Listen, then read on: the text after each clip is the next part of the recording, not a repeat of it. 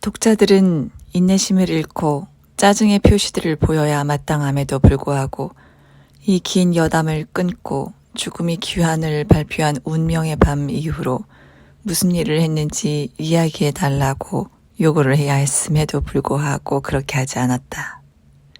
어쩌면 아주 고상한 교육, 요즘에는 점점 희귀해지고 있는 교육을 받은 데다가 기록된 말이 수줍은 영혼들 안으로 스며들 수 있다는 거의 미신적인 존중심을 가졌기 때문인지도 모르겠다. 물론 이 특별한 사건에서 석양의 집, 병원, 보험회사, 마피아, 가톨릭 교회의 중요한 역할을 고려할 때 그들이 이런 갑작스럽고 극적인 상황 반전에 어떤 반응을 보였는지 자세하게 설명하는 것은 당연하고도 적절한 일로 보인다. 그러나 새로 죽게 된 사람들, 그러니까 구체제 복귀 후 처음 며칠 동안 죽은 사람들, 그들도 그 전에 몇 달 동안 이승과 저승 사이에서 떠돌다간 불행한 사람들의 대열에 합류할 수밖에 없었을 것이며, 따라서 논리적으로 보자면 우리는 당연히 그 새로운 죽음에 관해서도 이야기를 해야만 했을 것이다. 물론 그 발표 직후 몇 시간 동안 묻어야 했던 엄청난 수의 죽음을 고려하여 죽음이 예기치 않게 칭찬할 만한 동정심을 보여주었다면, 그래서 삶이 옛날의 축으로 돌아갈 여유를 주기 위해 며칠 더 자리를 비우기로 했다면 이야기가 달라진다. 실제로 그 발표 후 며칠 동안 새로 죽은 사람은 없었다. 그러나 죽음이 자리를 비운 건 아니었다. 죽음은 그렇게 관대하지 않았다.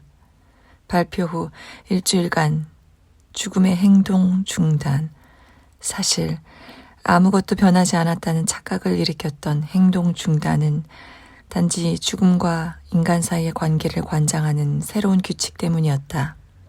즉, 변제가 완료되기 일주일 전에 사전 경고를 받는다는, 뒤집어 말하면 경고를 받은 뒤에도 일주일을 더 살 수 있다는 규칙 때문이었다. 그 일주일 동안 일을 정리하고 유언장을 작성하고 세금을 완불하고 가족과 가까운 친구들에게 작별 인사를 하라는 이야기였다. 이론적으로 볼 때 이것은 괜찮은 생각 같았다. 그러나 실제로 실행이 되고 보니 곧 그렇지 않다는 것이 드러났다.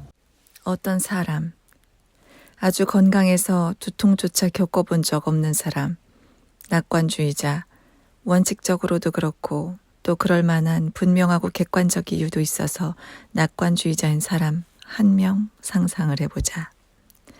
그가 어느 날 아침 집을 나서 출근을 하다가 동네를 담당하는 친절한 우편 배달부를 만난다. 우편 배달부는 말한다.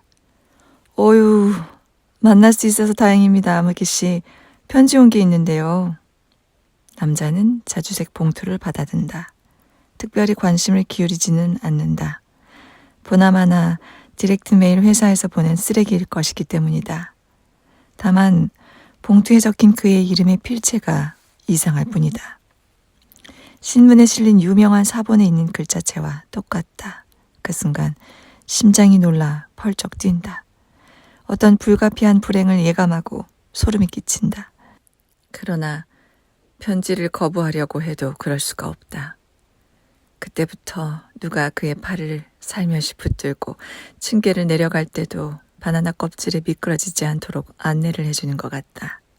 모퉁이를 돌 때도 자기 발에 걸려 넘어지지 않도록 도와주는 것 같다. 봉투를 찢어버리려 해도 소용이 없다.